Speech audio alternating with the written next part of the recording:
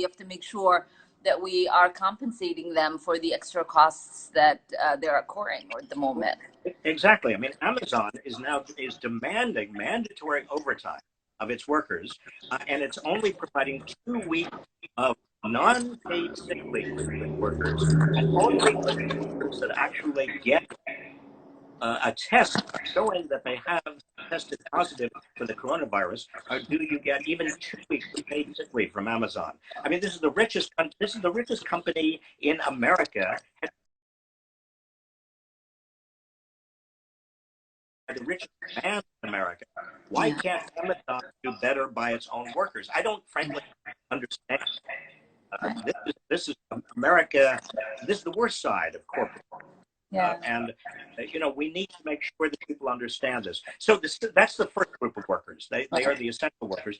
The second group of workers we need to be concerned about are the workers who have lost their jobs or are furloughed, and they are not having an income right now, and they need support quite desperately. These two groups of workers comprise about 55 to 60% of the entire American workforce. And over the next few weeks, they are not going to be able to pay their rent or get the food they need to support their families. This is a national crisis, not just a healthcare crisis. It's a worker crisis, and if we don't respond, shame on us. Yeah, as you know, Senator Sanders and I led a letter to Amazon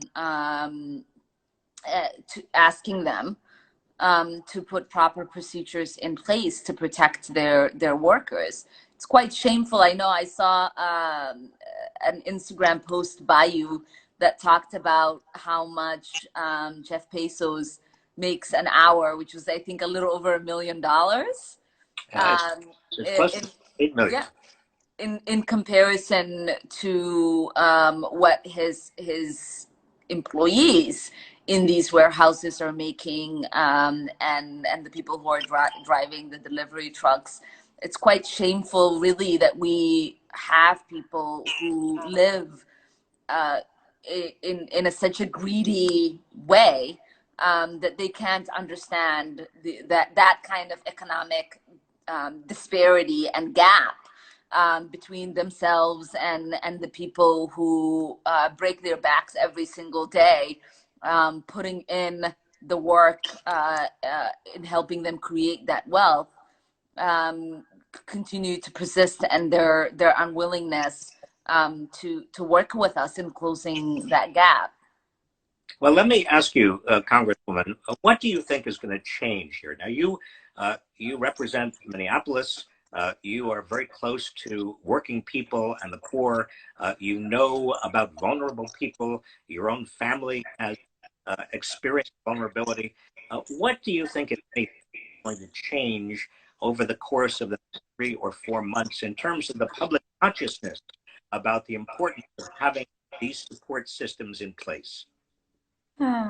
That's a really, really good question. And, I've learned at a young age that power does not concede without demand. So, I used to be a former union member. I used to be part of AFSCME. And what we know is that once you are able to recognize your power and your ability to demand change, then that change is possible. And so we need a collective work from Americans in every single corner of this country, demanding big, bold changes. We've already seen everywhere that Americans are mobilized when it comes to having universal health care. That's why Medicare for All is so popular.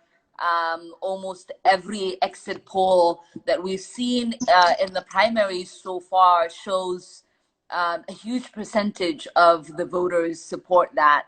And that has only happened because we've been able to raise public conscience on the need to recognize healthcare as a human right. My predecessor, Keith Ellison, who you probably know, was with Sanders, one of those few people who used to talk about raising the minimum wage to $15. And I remember years back, I don't know, maybe 5 years, 6 years ago, I went to a strike at McDonald's 4 in the morning with Keith Ellison and some organizers in Northeast Minneapolis on Broadway. And I remember, you know, this was a very initial kind of conversation about what it meant for workers to demand a living wage, for them to demand a dignified working place.